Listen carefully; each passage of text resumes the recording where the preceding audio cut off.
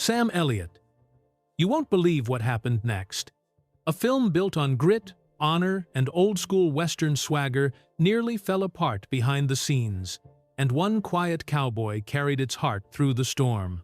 At first, light on a spring morning in 1993, Sam Elliott showed up to set with something rare in Hollywood: pure pride. At 50, he'd made his name playing men who didn't need to shout to be heard. This time, as Virgil Earp, the older brother with a backbone of duty, he felt like he'd finally found a role that matched his soul. The script, written by Kevin Jarre, wasn't just about showdowns and six-shooters. It honored the people behind the pistols. It gave everyone dignity, flaws, and purpose. That's the stuff Elliot lives for. But almost as soon as cameras rolled, the ground shifted.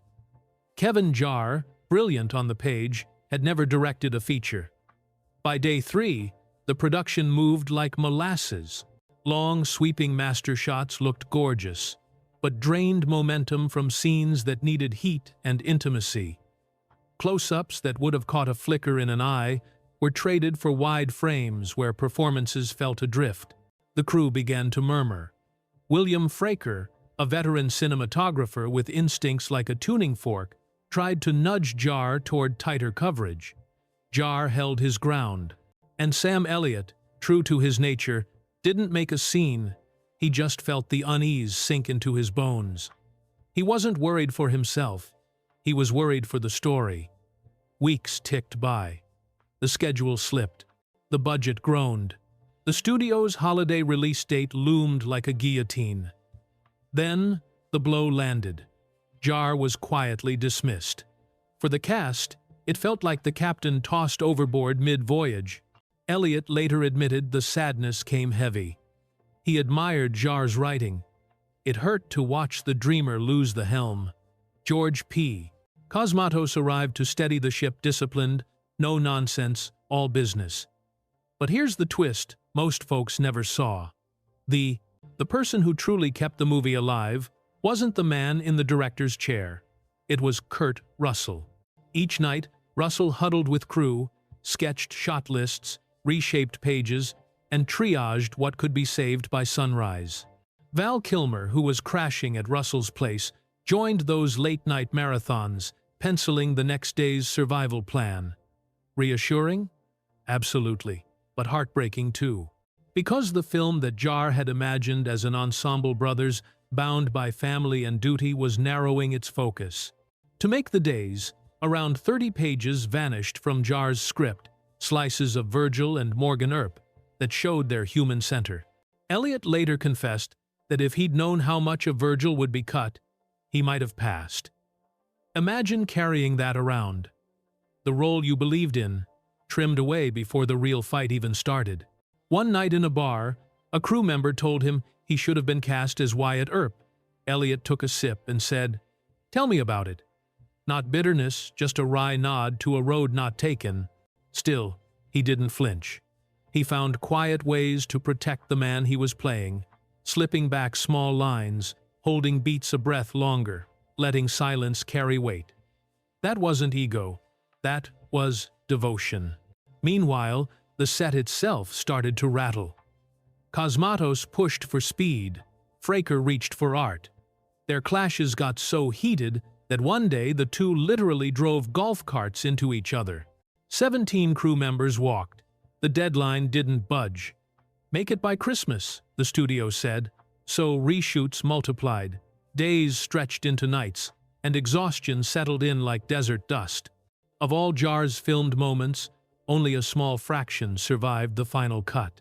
And through it all, Sam Elliott showed up like the character he played: steady, stoic, uncomplaining, carrying the load that needed carrying. As if that wasn't enough pressure, there was another storm brewing in the distance. Over in New Mexico, Kevin Costner and Lawrence Kasdan were mounting their own take on the legend Wyatt Earp, with more time, more money, and the swagger of a giant studio behind them. One night, at a Holiday Inn, Kurt Russell paced, heavy with worry. Would their scrappier film be swallowed whole by a slicker epic? Elliot cut through the noise. He told Russell the truth. He believed in his bones. They don't have this script, and they don't have this cast. Not Val Kilmer, not Michael Biehn, not Powers Booth, not the lightning they'd already bottled. You know what? History backed him up.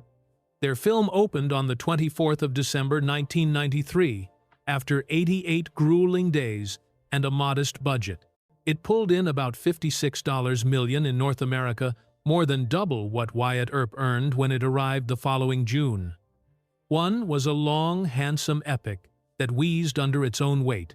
The other became a modern Western classic fast on its feet, endlessly quotable, alive. And yet, Elliot never pretended it didn't sting. He was proud and haunted, because he remembered what could have been. Jarre had written Virgil not as a background figure, but as a pillar, a man who chose duty over glory, who carried responsibility even when the cost was personal.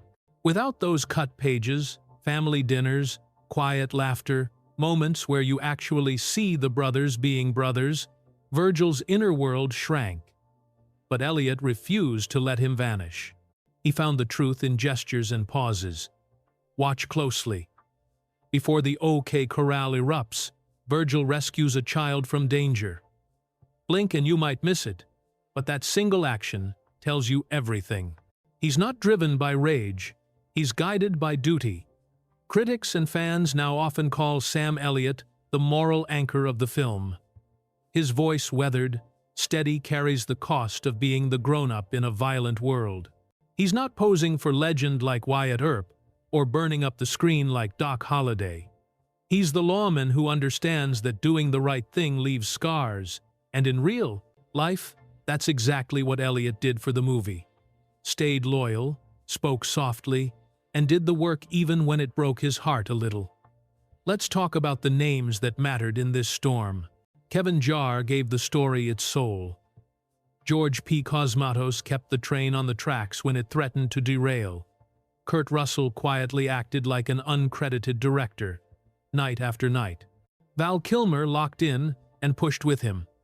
William Fraker fought for images that would last. Michael Biehn and Powers Booth chewed through the screen with menace and charm. Kevin Costner and Lawrence Kasdan built a rival movie with polish and heft. And Sam Elliott, well, he carried the compass. Now, imagine the version we didn't get. Picture Virgil Earp sitting at the table with Wyatt and Morgan, teasing, arguing, laughing the way brothers do before the world expects them to be legends.